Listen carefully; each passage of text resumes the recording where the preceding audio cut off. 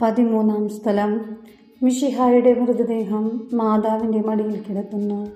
ഈശോ മിശിഹായെ, ഞങ്ങൾ അങ്ങേ കുമ്പിട്ട് ആരാധിക്കുന്നു. എന്തുകൊണ്ടെന്നാൽ വിശുദ്ധ കുരിശിനാൽ അങ്ങ് ലോകത്തെ വീണ്ടും രക്ഷിച്ചു. അന്ന് വെള്ളിയാഴ്ചയായിരുന്നു.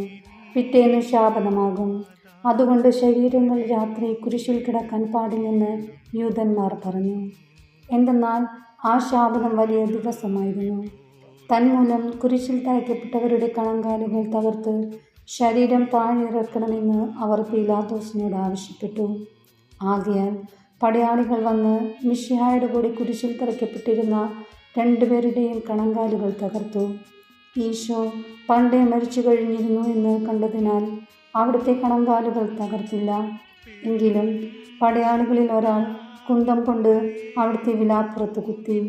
ഉടനെ അവിടെ നിന്ന് രക്തവും വെള്ളവും ഒഴുകി.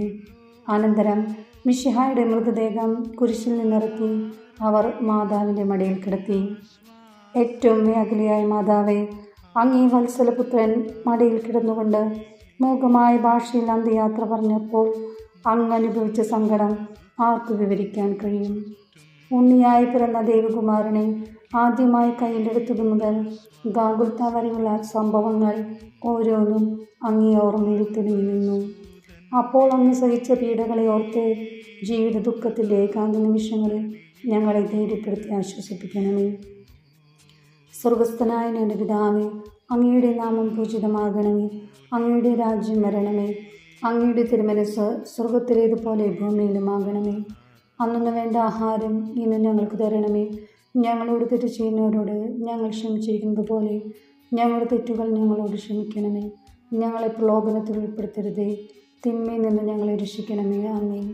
നന്മ നിറഞ്ഞ മറിയമേ, സ്വസ്തി, കർത്താവ് അങ്ങയുടെ കൂടെ സ്ത്രീകളിൽ അങ്ങ് അനുഗ്രഹിക്കപ്പെട്ടവളാകുന്നു. അങ്ങയുടെ ഉദരത്തിൻ ഫലമായ ഈശോ അനുഗ്രഹിക്കപ്പെട്ടവനാകുന്നു.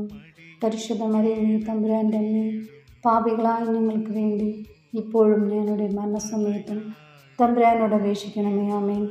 കർത്താവെ അനുഗ്രഹിക്കണമേ.